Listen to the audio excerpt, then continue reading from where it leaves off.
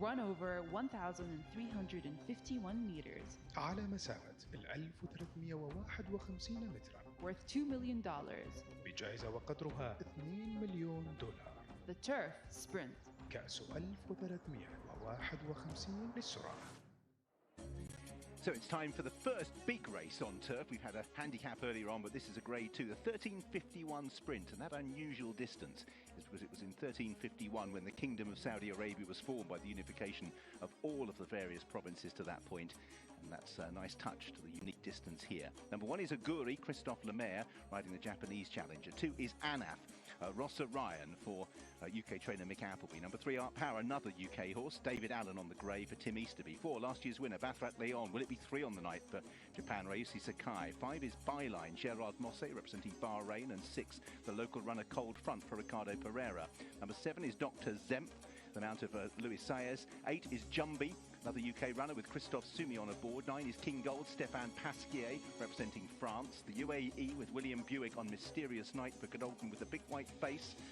Number 11 is Raed, out of Joel Rosario for Saudi Arabia. 12 is Win Greatest for Japan, Masami Matsuoka. 13, Lara Christine for Christian Dimuro, another from Japan. And 14, the Irish raider Matilda Picotte for Oisin Murphy.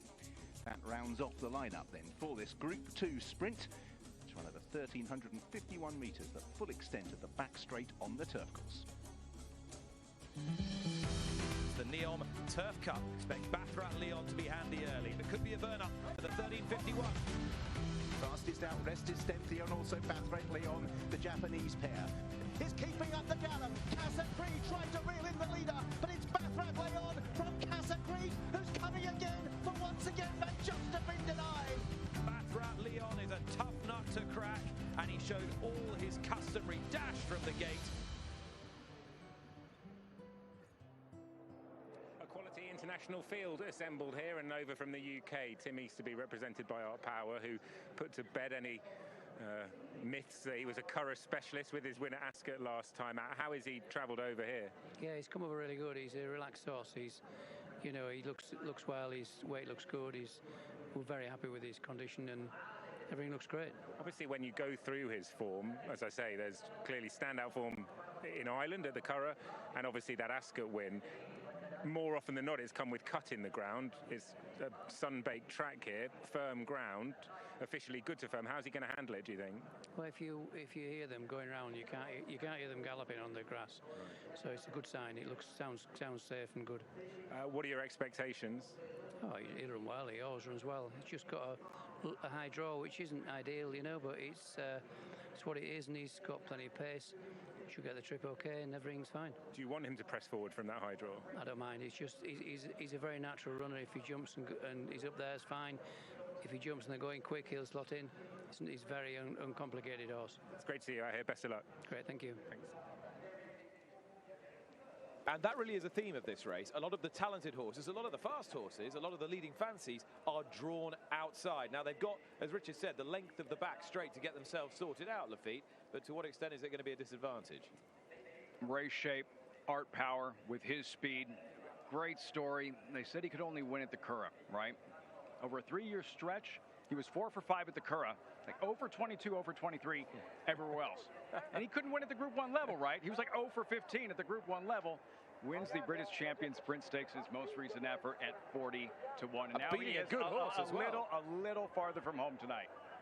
All right, so how do you read this, Michelle? Do you think these European turf sprinters have got the edge in this race? I actually like a non-European sprinter. We'll say his recent form actually comes in the Middle East, and that's the 10 Mysterious Night in here for Charlie Appleby. It's going to be his only horse on the card this evening. William Buick going to be aboard. He won his last 2 in a row, and they were about a week apart, by the way. I don't see Appleby turning around horses in a week too often. I think if you look at him, he's just a really nice horse. He's a Grade 1 winner up at Woodbine, and Tom Stanley described him as a weapon. Tom Stanley, we're going to join now because he's with Kieran Cotter, the trainer of Matilda Picotte, who could also be described as a weapon. Yeah, I've just chased down Kieran. You walked off quicker than her. I don't know. No, listen. Are you worried about the draw? Look, it is what it is. Not particularly. Obviously, he'd be 18 if he got drawn low, but look, with plenty of time, and look, she'd be in top gear after 10, 20 strides. So hopefully nothing takes her on too much at the front, but she will go forward. Yeah, so she was having a little kick out. Is that just her? Oh, that's her on a really good day at the races, you know. That's why we kept it as late as possible, and they're roaring at us to bring her into the ring. But we knew you only have maybe one lap of the ring with her before she cracks out, you know. But everything went 100% well, and we're delighted, yeah. Much has been made about what's been turned down for her, but it's days like this, right, as why you've hung on to it. That's it. And I was talking actually to Richard Bailey there earlier on, and the prize money that's on offered now, it makes it more lucrative for owners to hold on to the horse a little bit longer, and trainers like us can keep the horses in training because they're serious. There's a lot of money on for stake here. Even second, third, fourth money is excellent, you know. And sure, look, everybody that's involved in horses is in it for a day like today, and we're here and we have a live chance, and the lads are absolutely delighted. You know. Hope it goes well. Good luck. Thank you very much. Thank you. Bye. There she is, Matilda Picot. She's got bags of speed. She comes from an outside draw. Lafitte, you're keen on her? They'll never see which way she went. Well, when she has won, mainly over 7 furlongs, that's how she's done it. And she has put some massive speed figures on the board. She is a flamethrower. There's 2 types of horses stylistically fans fall in love with. The Silky Sullivan Zenyatta type deep closer, and the come and catch me if you can front runner. That's her. Run with her. She runs you into the ground. If you let her go, you'll never see her again. I'm a little concerned the ground being a touch firm for her. I wouldn't mind Bathrat Leon doubling up in here. Just know he was beaten by Remake 3 back on the dirt, but his turf races are sensational. If you look at his sprints exclusively, especially. 1,351 metres. This will be fast and furious. You'll need to get every bit of this and more to win. Will it be more success for this horse? Bathrat Leon, he's last in. Could he be first home? He'll be quick out of the gates and he'll be called by Richard Hoyles. 1351 turf sprint. Start on the turf course at the entrance to the back straight. Jumbie, who can sleep. Bathrat Leon was slow away, rousted along, and will he be able to get through that gap? No, I think is the answer. Was squeezed up there and had to take a check. Matilda Picot and Art Power from the wide out gates with Win Greatest, and also racing handily Dr. Zemp. Also being sent forward is Cold Front in the white cap. Jumbie's recovered to track the leaders on the rails with Win Greatest. The big white face of Mysterious Night is 3 wide at this stage. Bathrat Leon had to go right the way back to the rear and fired up amongst horses byline on the outside of Anaf.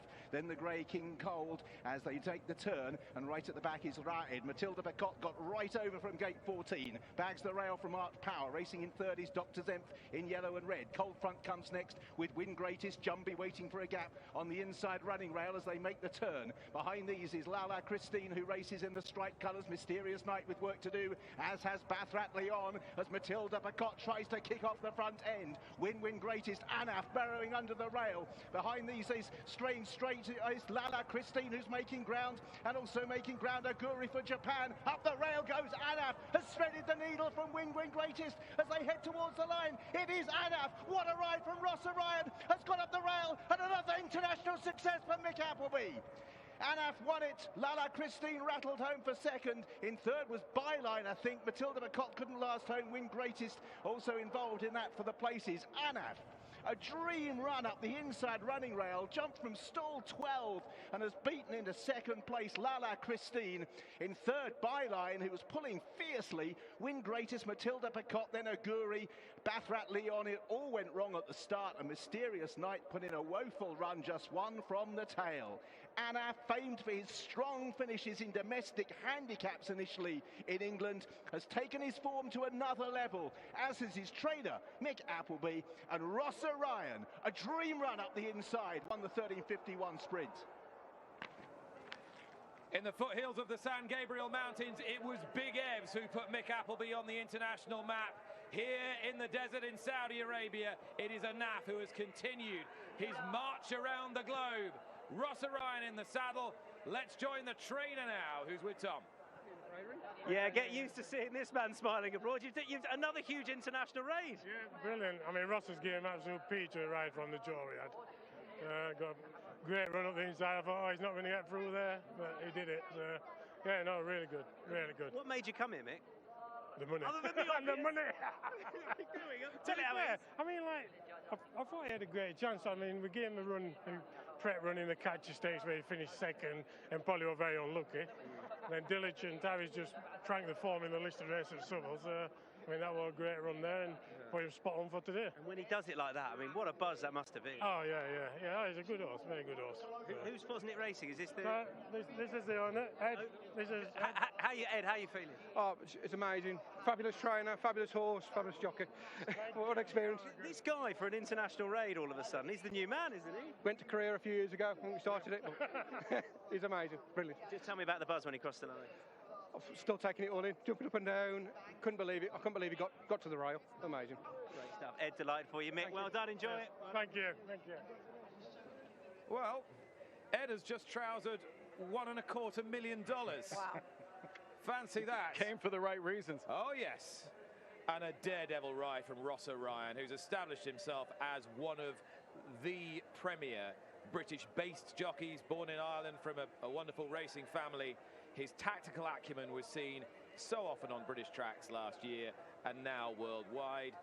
Well done to Ed of Fosnick Racing. And Mick Appleby has another chance of sorts a little later on with a horse he's picked up from William Haggis, Roberto Escobar. But we need to see how this was done, Lafitte. First off, isn't that why we love turf racing? Those wild finishes, how quickly fortunes can change. And that rail skimming ride here with Anaf, who had that throwback campaign last season, ran 13 times. We don't see that too often, specifically in North America. He won 5 races, but no group stakes races. A really good effort at Royal Ascot.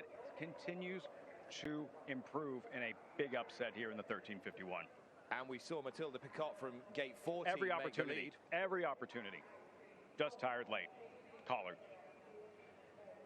Well, what a wonderful performance. Let's take it The from defending champ. the gate. Bathrat Leon, poor first of all. buddy. Jumbie's the one that breaks very slow, but Bathrat Leon, the white cap is pinched out here.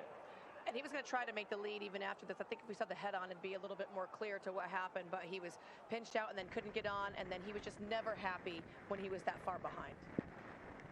And we're just riding a little far back in the pack now. Yeah, who are we on?